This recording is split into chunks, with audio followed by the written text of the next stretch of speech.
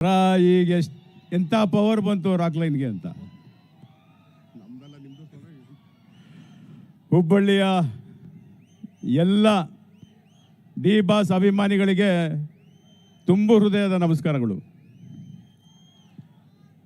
ಕಾಟೇರ ಚಿತ್ರ ಇವತ್ತು ನಿಮ್ಮ ಮುಂದೆ ಈ ಒಂದು ಟ್ರೈಲರ್ ಬಿಡುಗಡೆ ಮಾಡಬೇಕು ಅಂತ ತುಂಬ ಮುಖ್ಯವಾಗಿ ದರ್ಶನ್ ಅವರು ತುಂಬ ಆಸೆ ಪಡ್ತಾಯಿದ್ರು. ನಿಮ್ಮ ಹತ್ರ ನಿಮ್ಮ ಮುಂದೆ ಇದೇ ಜಾಗದಲ್ಲಿ ಆದರೆ ಚೆನ್ನಾಗಿರುತ್ತೆ, ಇಲ್ಲಿ ಮಾಡೋಣ ಅಂತ. ಇದಕ್ಕೇನು ಹೇಳ್ತೀರಾ? ಇದರ ಅರ್ಥ ಏನು ಅಂದರೆ ನಿಮ್ಮ ಮೇಲೆ ಇರುವಂಥ ಪ್ರೀತಿ, ಇಡೀ ರಾಜ್ಯದ ಕರ್ನಾಟಕ ಜನರ ಆಶೀರ್ವಾದದಿಂದ D boss D boss D boss ಶಾಶ್ವತವಾಗಿ ಉಳಿಲಿ.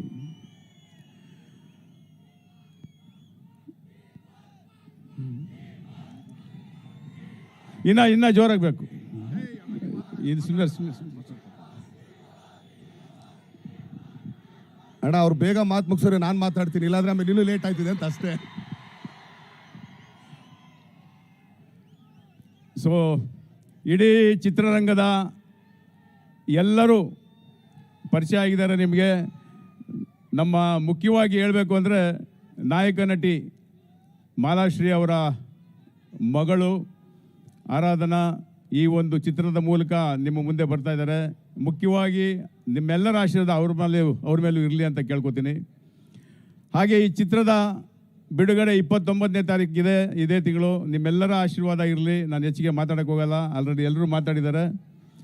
ಈ ಒಂದು ಚಿತ್ರದ ರಾಜ್ಯಾದ್ಯಂತ ಬಿಡುಗಡೆ ಆಗ್ತಿರೋ ಚಿತ್ರಕ್ಕೆ ನಿಮ್ಮೆಲ್ಲರ ಆಶೀರ್ವಾದ ಇರಲಿ ಅಂತ ಕೇಳ್ಕೊತಾ, ಈ ಸಂದರ್ಭದಲ್ಲಿ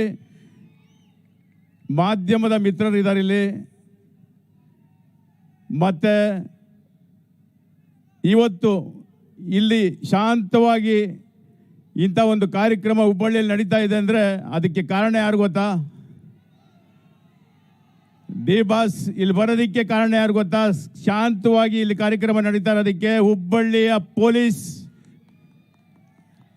ಇಡೀ ಪೊಲೀಸ್ ಡಿಪಾರ್ಟ್ಮೆಂಟು ನಮಗೆ ಇಲ್ಲಿ ನಿಂತು ಒಂದು ತೊಂದರೆ ಆಗದಾಗೆ ನಿಮ್ಮ ಕಾರ್ಯಕ್ರಮ ನಡಿಬೇಕು ಅಂತೇಳಿ ಪೊಲೀಸ್ ಕಮಿಷನರ್ ಅವರು ಮತ್ತು ಅವರ ಸಿಬ್ಬಂದಿ ಎಲ್ಲರೂ, ವಿಜಯ್ ಕುಮಾರ್ ಅವರಾಗ್ಬೋದು, ಅವರ ಕಡೆಯವರೆಲ್ಲರೂ ಪಾಪ 3-4 ದಿನದಿಂದ ಇಲ್ಲೇ ರಾತ್ರಿ ಆಗಲು ನಿಂತು ಈ ಕಾರ್ಯಕ್ರಮ ಸುಖವಾಗಿ ಸಂತೋಷವಾಗಿ ನೀವೆಲ್ಲರೂ ಬಂದಿದ್ದೀರಾ, ಚೆನ್ನಾಗಿ ಮಾಡ್ಕೊಂಡು ಹೋಗಿ ಸರ್ ಅಂತ ನಮ್ಮನ್ನು ವಿಶ್ ಮಾಡಿದ್ದೀರಾ ಸರ್. ನಿಮ್ಮೆಲ್ಲರಿಗೂ ನಾನು ತುಂಬ ಹೃದಯದ ನಮಸ್ಕಾರಗಳು ತಿಳಿಸ್ತೀನಿ.